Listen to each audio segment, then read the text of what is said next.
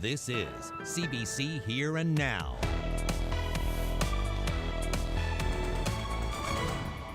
He'd be proud, because he'd do the same thing for his family and friends if he was here. A community in crisis. Family and friends of Lucas Lethbridge want police in Clarenville to crack down on drugs. Thanks to COVID-19, more people are riding bicycles in the city of St. John's. The RNC, well, they have some tips for riders. We're going to talk about that coming up. Some strong storms moved through parts of Central earlier today, but what does the weekend have in store? Good evening and welcome to Here and Now. I'm Jeremy Eaton. A contractor and a supervisor have been fined for their part in a fatal workplace accident in 2017. PowerTel Utilities Contractors has been ordered to pay more than $100,000 under the Occupational Health and Safety Act. The accident claimed the life of 30-year-old Phil Parsons, who was working as a linesman. Now, Here and Now's Garrett Berry is live with us tonight from Gander. Garrett, what safety violations were discovered in this case? Jeremy, this is a case that the provincial court judge called a preventable tragedy. Provincial Court Judge Carrie Ann Pike said the case is full of if-onlys and I wishes that will be sure to haunt everybody involved for years. Philip Parsons was electrocuted in January 2017 while working on the Maritime Link project near Stephenville Crossing. According to an investigation, thousands of volts went through his body during the accident. He was working on a pole top at the project's Indian Head site. An OHS investigation revealed several safety failures on site that day. One was that the crew did not properly set up an equipotential zone. That's a safety tool that protects workers from shock. According to statements given to investigators, the site supervisor noticed that things were being done incorrectly, but the supervisor did not immediately stop work. Instead, Parsons told the supervisor he could fix the problem, so work continued. According to other statements from a co-worker, Parsons complained earlier that day that he felt a tingle in his body while working on the line, but at that point work was not stopped either. After the incident, the crew tried CPR, but Parsons wasn't revived. The site supervisor wanted to lower Parsons to the ground, but the whole top rescue equipment was not on site. The supervisor tried to use a different tool, a hand line, but the line slipped and Parsons fell to the ground. Today in a Stephenville courtroom, that supervisor, Daniel Gillingham, was sentenced. His lawyer said he had very little power that day, called him a supervisor in name only. He said he was also deeply remorseful for what happened. He was fined $500. The judge says it reflects his lower level of responsibility, but also sends a message. The court also heard yesterday from Brett Parsons, that's the brother of Phil Parsons. He said his life was forever changed when that accident happened, and he said one of the hardest parts was explaining to his two young children that their uncle had died. He told the court in his victim impact statement, quote, "I have Philip's picture hanging in William's room, and he often asks who the man in the picture is. Each time I have to explain to him that he had an Uncle Philip who loved him very much, but had to go to heaven with the angels." Jeremy. Thanks, Garrett. That's our Garrett Berry in Gander. About 40 people protested outside the courthouse in Clarenville today. They say there's a drug crisis in their community, and police aren't doing enough to stop it.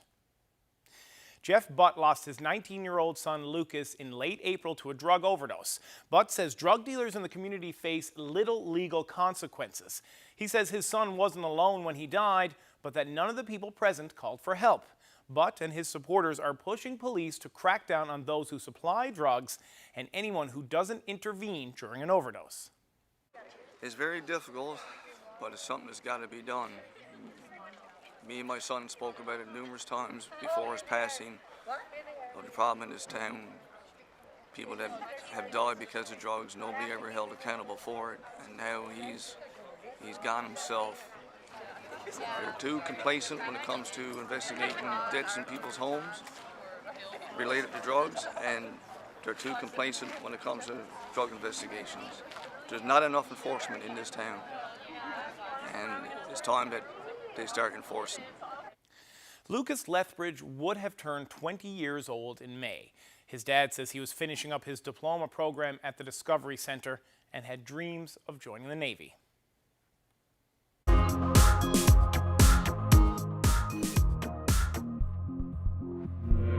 It's his first day on the job, but the new Minister of Education has already made some major changes heading into the school year. Tom Osborne met with the Premier, NAPE, CUPE, the school board, and the NLTA this morning to discuss back-to-school concerns.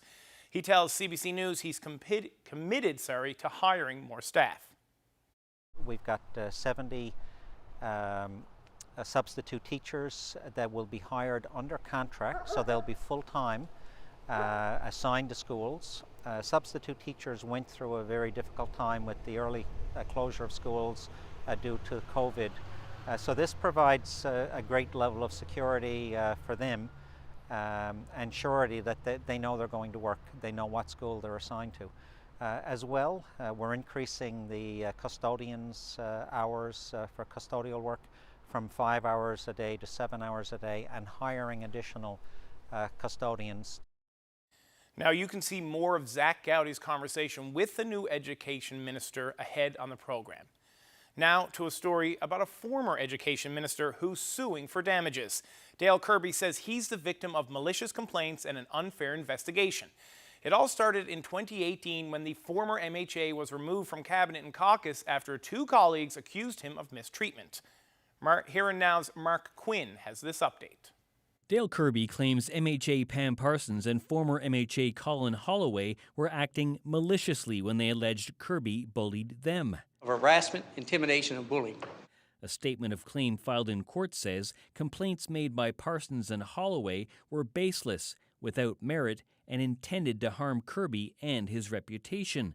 The court document claims that Parsons and Holloway's complaints were motivated by malice. The statement filed earlier this month also claims the investigation into the complaints against Kirby, conducted by Bruce Chalk, the province's Commissioner for Legislative Standards, was negligent. Chalk was negligent in the exercise of his authority, responsibilities, and obligations, says the court document. Chalk's investigation found Kirby had not bullied or harassed his colleagues, but that he had breached the code of conduct for MHAs in relation to Parsons' complaint. The statement of claim calls for the findings to be denounced. Kirby claims Parsons, Holloway, and Chalk are directly responsible for his losses, including reputational loss and diminished income. Kirby is suing for an undisclosed amount, including his legal costs. None of the defendants have filed a statement of defense yet. Mark Quinn, CBC News, St. John's. A family in central Newfoundland says visiting hours at the long-term care home in Gander are too restrictive and their mother is suffering as a result. But Central Health says it's just complying with provincial health guidelines. Bernice Hillier reports. Froni Welsh is 85 years old and has dementia. Last month, she was moved from the seniors' home in Lewisport, where her family visited every day, to Lakeside Homes in Gander. Now they can only visit for 2 hours per week. Her son, Byron Welsh, says it's not enough. This is my mom, and she needs us, and we need her.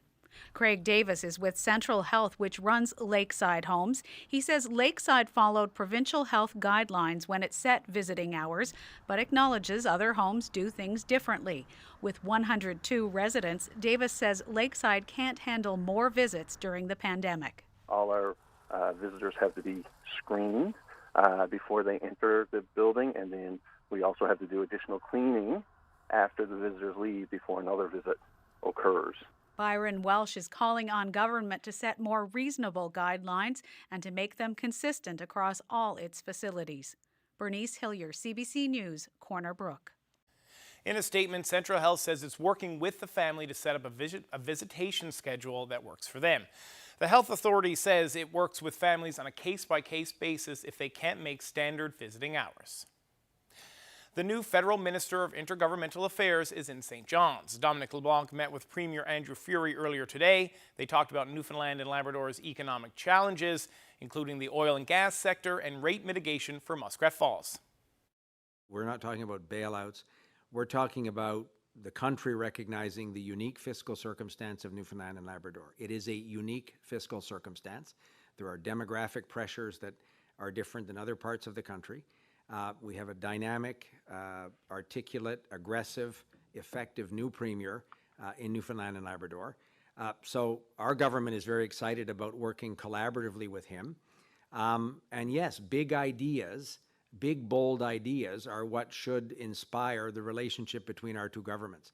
So it's not about piecemeal, temporary reprieves from this or that financial crisis. We want to do something that will ensure the long-term economic future of this province. We recognize the federal government has to be a partner. Minister LeBlanc says he'll have more to say in the coming weeks about how the federal government will show support for the oil and gas sector. Premier Furey also met with Here and Now reporter Peter Cowan this morning for an official first full day in office interview. Now, Cowan asked him about the province's fiscal situation and the flexibility he has with plans already in place. You know, we're in the middle of a pandemic, so everything is dynamic. A point of example for that, of course, is this morning already. I met with all the stakeholders involved in the education plan. So yesterday I made sure that there was a meeting first thing this morning, including the NLTA, the Parents Association, the District Association, and we even invited other members from the other caucus to come in and voice their opinion about how we can adapt and be dynamic with the plan moving forward. We'll have the Premier's full interview in about 25 minutes. Most of the province's ferry captains are set to strike tomorrow afternoon. Their union, the Canadian Merchant Service Guild, says captains have been working without a collective agreement and a pay hike since 2012. Since then, the rest of the crew and the rest of the province's public servants all have had new contracts and pay increases, according to the Guild. Now, captains on the Bell Island, Fogo Island, St. Brendan's, Long Island, and Ramia Grey River Burgeo runs are expected to strike. Government has implemented an essential services schedule if that happens. Meanwhile, the lawyer representing the Guild says the union is willing to return to the table despite having no success so far.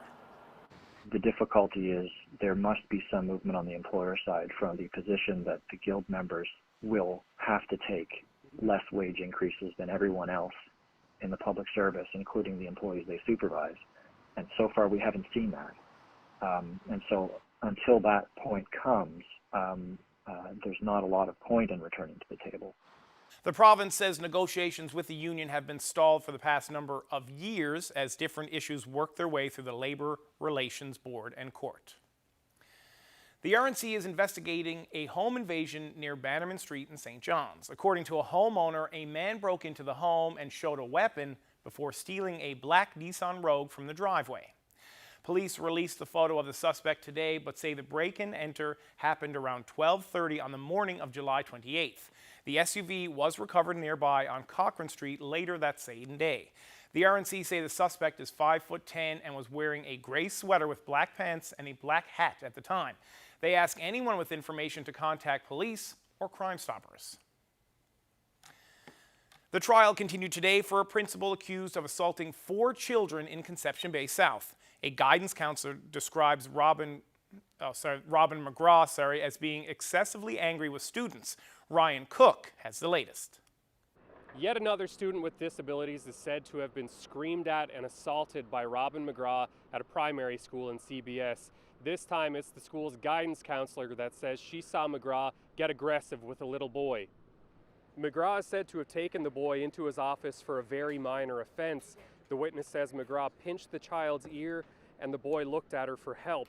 She told McGraw to stop, but he didn't. Instead, she says that he held the boy's face with both hands and screamed at him. It ended with the boy saying he wouldn't do it again. While this was going on, the boy's mother sat across from me in the courtroom, sobbing. At one point, the guidance counselor said McGraw was often excessively angry at children. She looked at him and said, "That's not the way we treat our children." She says the incidents happened in November, but she didn't go to police until June. She'll be cross-examined by the defense tomorrow morning. Also today, the defense tried to poke holes in the evidence given by the first witness. She says that McGraw dragged a child into a cold shower, but another witness today says that that teacher told her that the child was doused with buckets of cold water. The defense suggests that that difference could become crucial down the road. Ryan Cook, CBC News, St. John's. There's an end in sight for Muskrat Falls. CEO Stan Marshall says the project could begin producing power as early as this fall. Getting power to Newfoundland will take a bit longer. A continuing software problem dealing with the transmission system, the Labrador Island Link, is still being worked out. As for the effect COVID has had on the project's cost and schedule, an update is expected next month.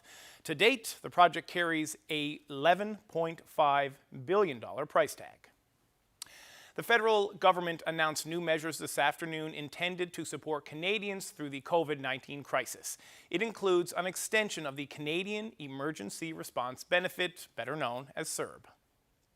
We're doing our very best to support all Canadian workers and leave no one behind. The current emergency response benefit will be extended by another 4 weeks. Then eligible individuals will transition to a simplified version of the Employment Insurance Program. It'll be easier to qualify for EI. The program will give people a minimum benefit of $400 a week for at least 26 weeks.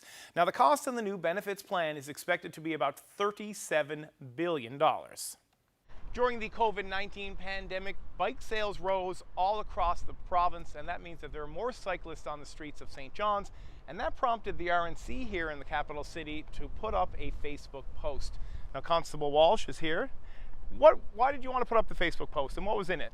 Well, initially we saw the reason for some of these posts is just to bring education to people and to spark healthy conversation around topical issues that are going on in our province. And as you stated, it was noticed that a lot more bicyclists are on our roads, which is a fantastic thing.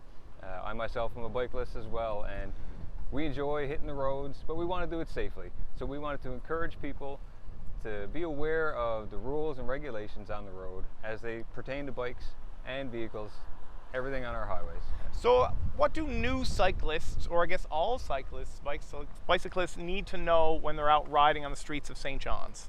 There's a few key things that we all need to know and be aware of. First of all, let's all make sure we wear our helmets. It's very important to do that. Helmets need to have a strap underneath as well. That's part of the regulations. A lot of people don't understand, and they're not used to riding on our roadways, but they don't realize that we're not supposed to ride on the sidewalks either. It's a requirement in the Highway Traffic Act that a bicyclist ride on the roadway as near as possible to the right-hand curb. Sometimes that's not always practical, but we need to do it as near as possible to the right-hand curb. The other thing that's come up is the 1 meter rule. Absolutely. Can you sort of explain that to the audience if you don't mind? Absolutely, I can. The 1 meter rule is so crucial and important when it comes to everyone operating safely on our roadways. So when we talk about bicycle safety, we're not just talking about the bicyclists themselves, we're talking about the drivers of motor vehicles. What we need to do is any roadway that has a speed limit posted for 60 kilometers or less, we require at least 1 meter between the bicyclist and the vehicle. Anything that's above 60 kilometers, we're requiring at least 1.5 meters. This is for the bicyclist safety and the motor vehicle safety. Now, another thing that's become very popular, Constable, is electric bikes, e-bikes. And I'm just sort of wondering, if somebody is behind the wheel of a car and they're impaired, they can get pulled over for impaired driving. What about if you're on the seat of an electric bicycle? I'm so glad you asked that question. It's very important. Our criminal code qualifies a motor vehicle as essentially anything that's operated outside of muscular force. So an e-bike would qualify as that. In Canadian case law, we have seen that people have been charged with impaired driving while operating an e-bike over the prescribed amount of alcohol. Same thing qualifies for drugs. So please, if you're trying to take your bike out to avoid, driving while impaired or whatnot, you have to be certain. You cannot ride an e-bike. It falls under the same category. Very important question. So you are a cyclist, you ride your bike a couple of times a week. As somebody who's an officer of the law and somebody who rides a bicycle, what would you like cyclists in this city to know or keep in mind when they're out on the roads? I would just like everybody who's out using our roadways, whether we're runners, cyclists, motorists, anybody at all that's using our roadways, to remember a few key things. Safety is so important. We have to be patient with one another. We have to get to where we're going safely. So key things here will be patience with one another. Let's share our roadways, let's plan our routes, and let's be as safe as possible. beautiful evening for most tonight, certainly here in St. John's, but as we head towards the weekend, it's looking a little bit unsettled for parts of the Big Land and possibly some rain for parts of the island. I'll have all those details in your full forecast coming up.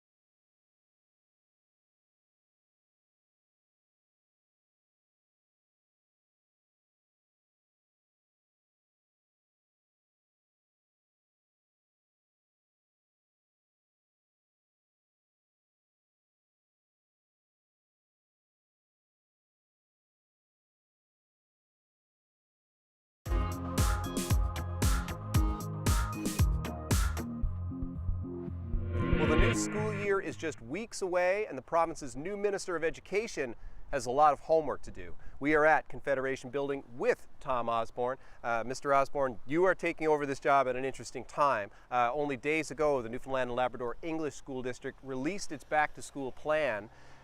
How are you hearing that that plan is being received, and will you push to make any changes in the couple of weeks we have before the school year begins?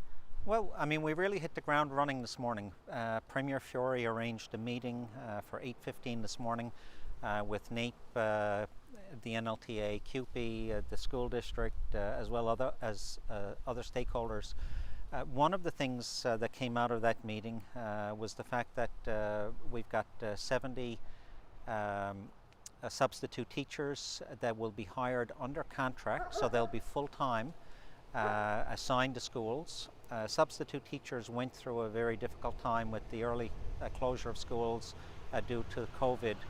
So this provides a great level of security for them and surety that they know they're going to work. They know what school they're assigned to. As well, we're increasing the custodians' hours for custodial work from 5 hours a day to 7 hours a day, and hiring additional custodians to keep our schools clean for the health and safety of students, of our educators and the staff within the schools. At that meeting as well was Jim Dinn and from the NDP and Craig Party from the PCs.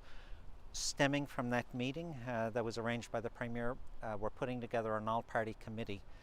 This issue is far more important than politics. So, you know, both Mr. Dinn and Mr. Party are former administrators in the school system. I think they'll bring a lot to the table in these discussions. So the three of us are going to meet at least once a week, more often as necessary, well into the school year to see that the transition goes smoothly. And I want to thank them for being a part of this and you know, for putting politics aside. But since that back-to-school plan was released, we have heard a lot of reaction, some criticism. I want to get you to address three of the main points that have come up in the last few days. The first one is about kindergarten. There's a lot of parents out there deeply concerned that they won't be able to accompany their child into the school on their first day of kindergarten. That's more than a life milestone. For many parents, it's a deeply practical and personal issue. They don't know how their child is going to fare once they get beyond those doors. How do you address those concerns from many, many parents in this province? I've heard those concerns. That issue didn't come up at the discussion today, but it is a real issue for parents of a kindergarten student. It's a heartstring issue. So, you know, I can't make any guarantees, but I am absolutely committed to looking at that. One of the next big issues that has come up is about busing.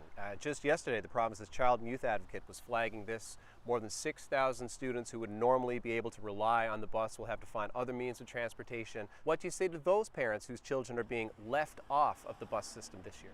Very real issue. There were a number of alternatives discussed today at the meeting, a number of options. I'm looking for resolution to that issue. I can't tell you today what it will be, but I'm hoping, you know, as early as next week or the, you know, within the next week to 10 days that we may have some items to discuss on busing. Children will have to wear masks in communal areas, in the hallways, on the buses, in the canteens, but not in the classroom.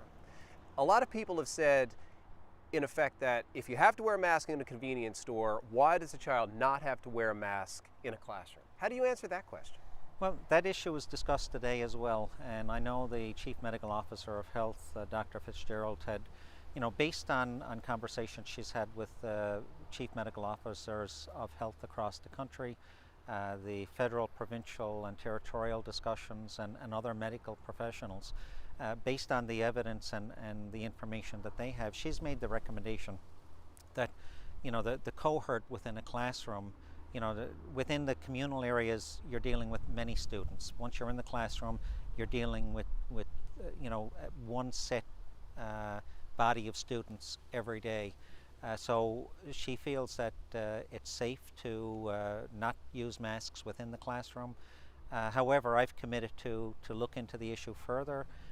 We did have a good discussion about it today. After the meeting, myself and Premier Fury had additional discussion with the Chief Medical Officer of Health.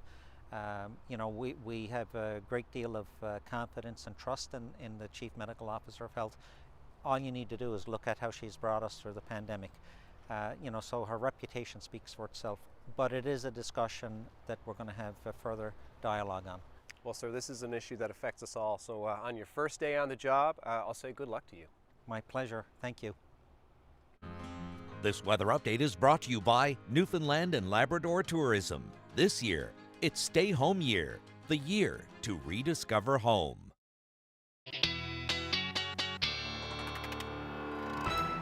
Well, we're going to bring Ashley in for the weather. Another beautiful day in St. John's, Ashley, but that wasn't the case in Central.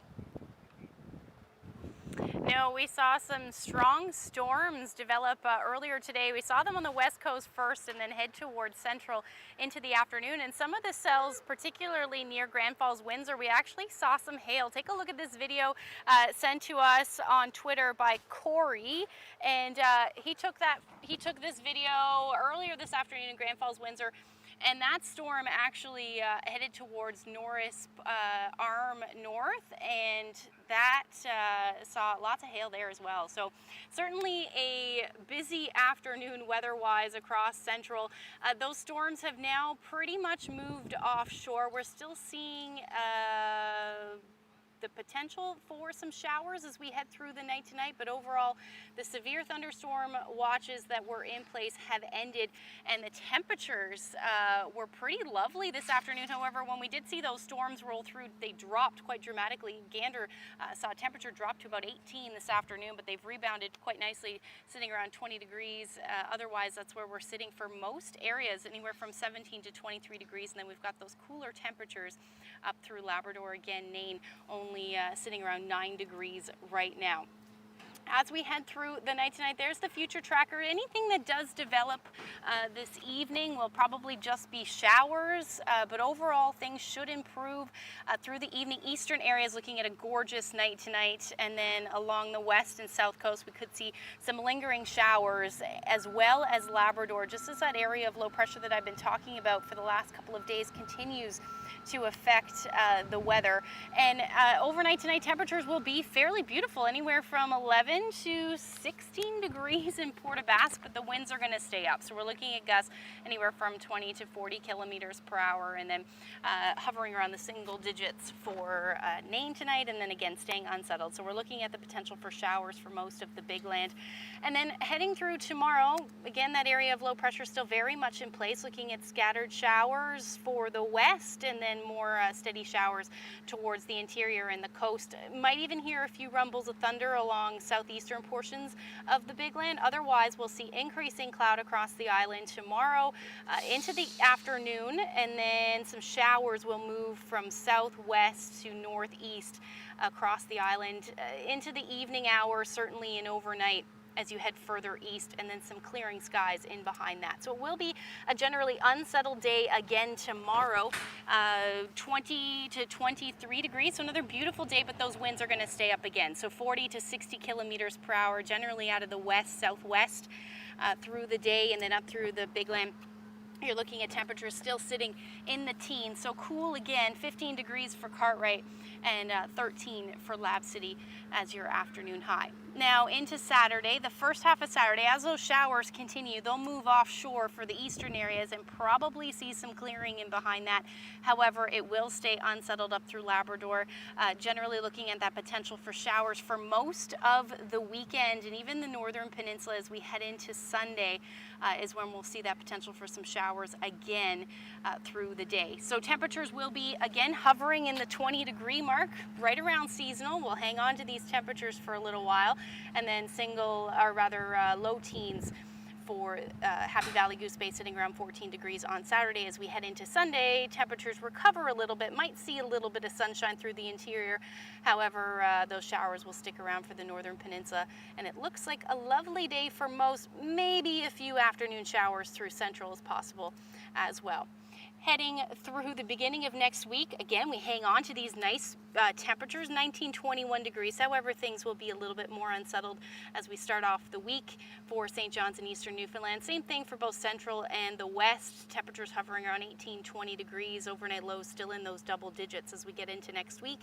And then for eastern Labrador, by Monday, little few peaks of sun will continue through Tuesday with that potential for some showers, and then we're looking at temperatures in the teens for the most part for western Labrador, and your overnight lows in those single digits.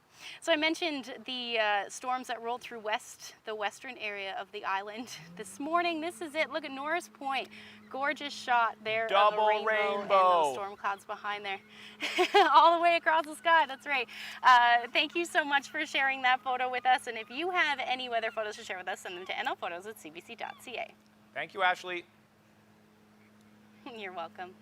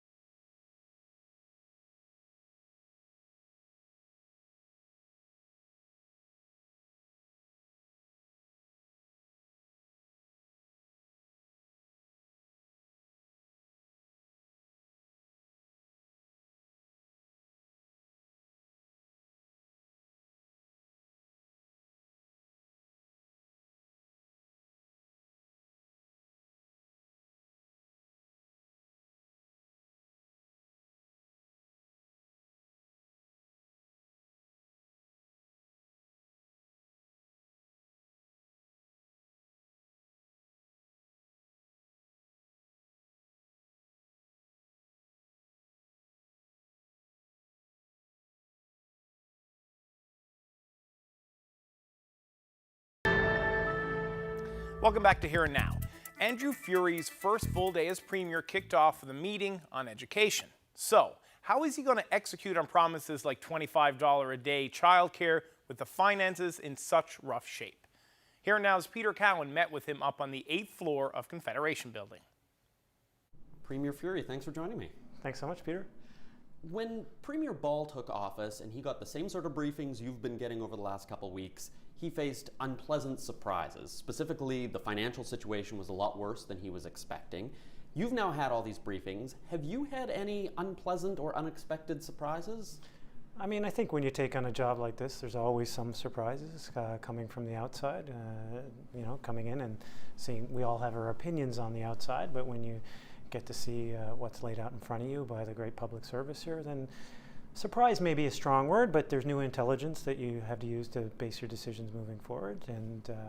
But I have every confidence that we can build on the work that's been done to create bright opportunities for the future. But is there anything in there that's made you have to rethink any of the plans coming in or the way you're going to be able to run the province? Well, of course, we're in the middle of a pandemic, so everything is dynamic. A point of example for that, of course, is this morning already. I met with all the stakeholders involved in the education plan. So yesterday I made sure that there was a meeting first thing this morning, including the NLTA, the Parents Association, the District Association, and we even invited other members from the other caucus to come in and voice their opinion about how we can adapt and be dynamic with the plan moving forward to ensure that we get children back to school safely. That's building on evidence and intelligence that have been provided, but of course things are changing and we need to be able to adapt with that. You talked in your very first speech as Premier about listening to all ideas, doesn't matter where they come from. We've heard from the NDP that they're open to closer collaboration, having a confidence and supply agreement, which would be a guarantee that they're not going to bring down your government. In exchange, you would be expected to adopt some of their ideas. How have those discussions gone? They've been going well. I mean, I'm meeting with them and Mr. Crosby today, but I'm open to discussions. Of course, I said it, I mean it. Jim Dinn was at the meeting this morning, as was Craig Party online, and so they brought good ideas to the table. We're at a time right now in this pandemic and this global economic crisis where we all got to be working together, and I'm happy to chat with anyone who brings ideas forward. But could that be a more formal arrangement like a confidence and supply agreement? We'll chat today and see where everybody is, but again, I'm not taking anything off the table yet. I think that would be irresponsible and wrong. We start off with everything on the table and then you move down to decisions. One of the big promises from your campaign was $25 a day childcare. That was before we got the fiscal update and we knew just how bad the financial situation is. Is it still realistic to expect a big new project like that when there's so little new money? Absolutely it is, because it's an economic driver. It unlocks economic potential for the province. So it may be an investment in the short term, but it'll be an economic driver in the long term. So these are the kind of targeted investments we need to make responsibly now to bear fruit in the future. And to unlock that potential now, as I'm sure the next question will be, where am I going to get the money? We'll use some of the COVID money initially. Of course, I got to get in and figure out the best way to action this plan in a responsible, effective manner, but it is one that I'm fully committed to. You're going to have to go to the polls sometime in the next 12 months, and people will be able to make a decision about whether or not you've done a good job or not as Premier. How will they know? What would you like the province to look like 12 months from now that would say you've been successful? That's a great question. I mean, I think that I would like everyone to recognize the current state of the province. There's no, again, to borrow Premier Wells's words, there's no sense of sugarcoating it. We're in a tough economic time, but there is bright, optimistic future ahead of us. So if we can all be on the same page about where we're starting, then I'd like to be judged by the fact that we're going to put a plan together towards the future. So it sounds like this is going to be a long-term fix. This isn't going to be, we've got this solved in the next 12 months. I have said many times, there's no magic bullet here. There's no quick fix. We know we have an economic crisis. We have a public health crisis. Of course, that changes daily, as we've seen recently in British Columbia, and even in the ideal scenario in New Zealand, of course, has had breakthroughs. So, we need to be dynamic and have the ability to change, and so to put a prescription on paper that will, judge us by success is probably irresponsible. We need to be dynamic and be able to roll with the punches, as you will, and change as the world is changing around us. Well, Premier Furey, thanks for joining us, and I'll let you get back to it. Thanks very much, Peter. This next story is one to watch. It's a story about survival, womanhood, and strength. This past spring, cancer survivor Christina Belding had both breasts removed and opted to have a flat, smooth surgical closure to her chest, a decision she made with pride and purpose. So here we are. I have a story to tell. As you can see, I'm doing well. My breasts are gone, and that's okay, because I'm living the life in a new kind of way. I'm walking the beach and playing in the sun, rolling in the sand, and having fun. Thanks for the memories. You served your purpose, but now I'm on the flat side, living the life of a cancer-free and just me kind of girl. Hi, I'm Christina Belding, and I'm a breast cancer survivor. On my 52nd birthday, I woke up without breasts. I chose to have a bilateral flat closure mastectomy. Didn't want any reconstruction. And a lot of people find that really unusual. It's the question that's proposed to me the most often. Reconstruction is multiple surgeries, multiple risks. And at the end of the day, you have no nipples, you have no feeling. And truthfully, I'm glad they're gone because I feel safer. And I only wanted to have a one is done type of surgery. My breasts had already had a good time and more than enough fun that I'd sooner have a flat start than trying to reinvent the past. I think it was just last week. You opened a box and it had a plaster cast.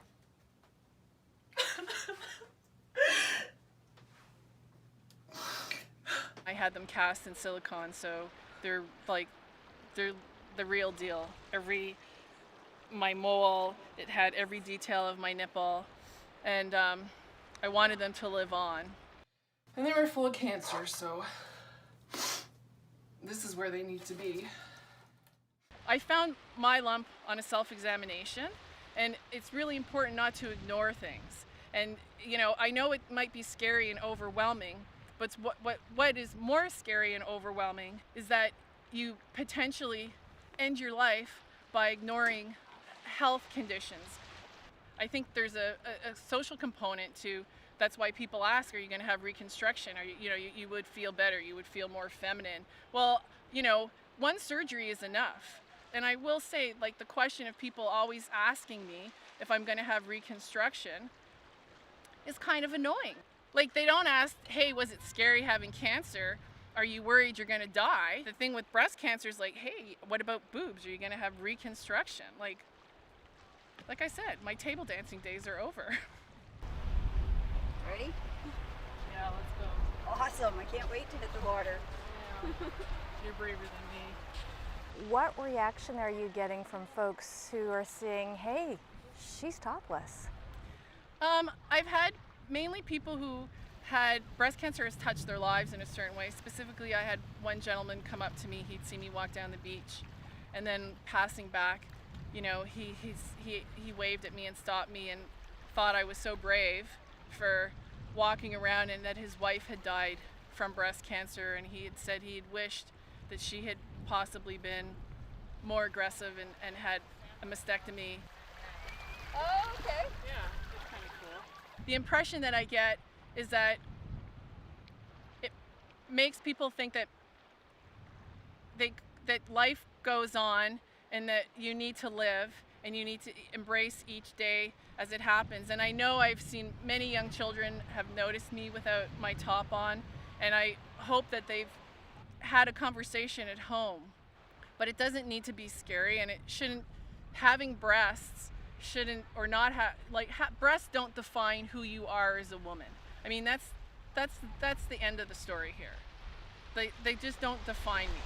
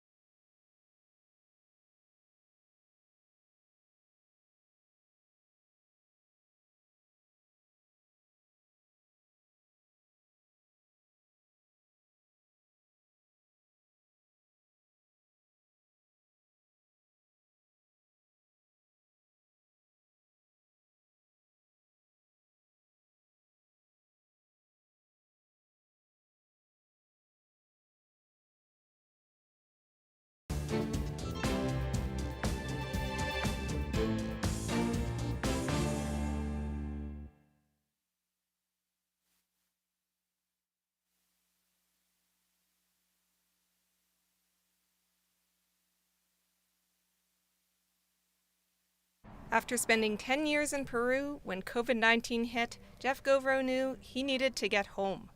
In early April, he landed at Toronto's Pearson Airport, unsure where he could safely spend his first 2 weeks. My father's nearly 90 years old, and my brother-in-law's a medical professional, so I couldn't stay there. He says quarantine officers whisked him by private shuttle to a hotel 10 minutes away. A nurse showed him up to his room, and that's where he stayed for 14 days. There was one person that was kind of going stir-crazy down the hall. He wasn't taking it too well, going in quarantine. Govro says he was given 3 meals a day, twice daily health checkups, all paid for by the federal government. CBC News has learned Govro is in fact one of more than 3,000 people Ottawa has put up across the country since the pandemic hit, paying a tab that by the end of July had already topped $37 million. According to the Public Health Agency of Canada, there are 11 designated hotel quarantine sites across the country. Ottawa won't say which hotels for privacy reasons. Earlier this week, more than 250 people were being quarantined in rooms scattered across the country at Ottawa's expense. Hey guys, this is Vijay. Vijay Alawadi was put up in a room after arriving in Canada as a permanent resident from India. Guys, it's really good. The food is really good. He took video of his stay and knows it may raise questions for some about why taxpayers are on the hook. I will be paying taxes to the government. End of the day, everyone will pay taxes to the government. It's not known how much was budgeted or if there's a hard end date. But as long as the 14-day quarantine law is in place for arrivals, the government is still offering help for those in a bind. Though it's stressing, the hotel rooms are only a last resort for people who truly have no other options. Tara Carmen, CBC News, Vancouver. Sorry about that. The batteries in my mic died because I didn't check them. Lesson learned. So that was the CBC's Tara Carmen talking about how the federal government has been spending millions of dollars on people who arrive in Canada and they're unable to self-isolate. So the federal government has been paying to put them up in hotels, as you just saw in that story. Now, the wildfire situation is growing more dire in the southern interior of British Columbia.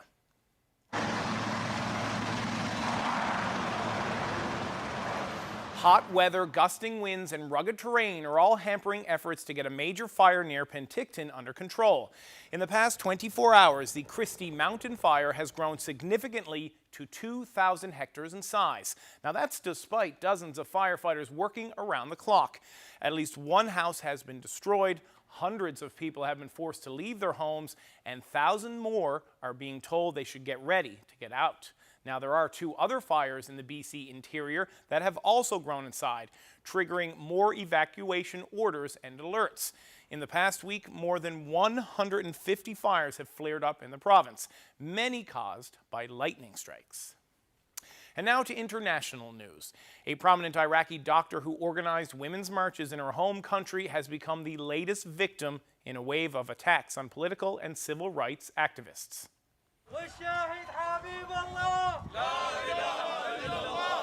So the killing of 29-year-old Rahim Yaqub left mourners in shock. She and 3 other women were shot in their car yesterday by an unidentified man on the back of a motorcycle, armed with an assault rifle.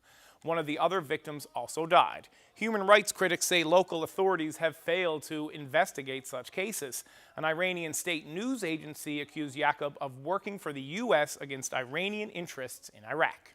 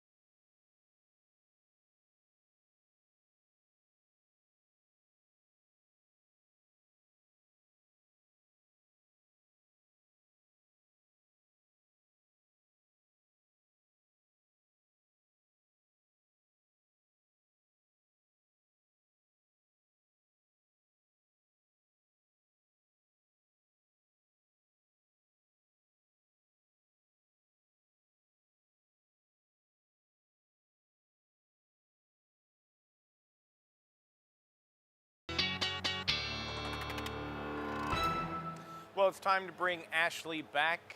Ashley, again, second night in a row, you're standing in the sunny skies. I'm standing under the bright lights in the studio. It is another beautiful evening. We're getting spoiled with all of this weather. I shouldn't say that, but we certainly are. It's gorgeous out here again tonight. And as we head through the day tomorrow, the first half of the day is actually looking fairly nice, certainly in the east, but we'll see those clouds on the increase through the day with some showers moving through the afternoon and into the evening and overnight as we head further east. And then that area of low pressure still up through Labrador, which means things are going to stay unsettled for you. Might even see or hear a few rumbles of thunder rather in the southeast tomorrow in the first half of the day, and then eventually those temperatures will warm a little bit as you head towards the weekend. There was a mesmerizing light show on the coastal waters south of San Francisco last week. It's called bioluminescence, and it happens when certain light-producing plankton are shaken up, triggering a chemical reaction that produces a startling blue flash, throwing predators off their game. The aquarium says the phenomenon is common out in the broad ocean, but is unusual so close to shore.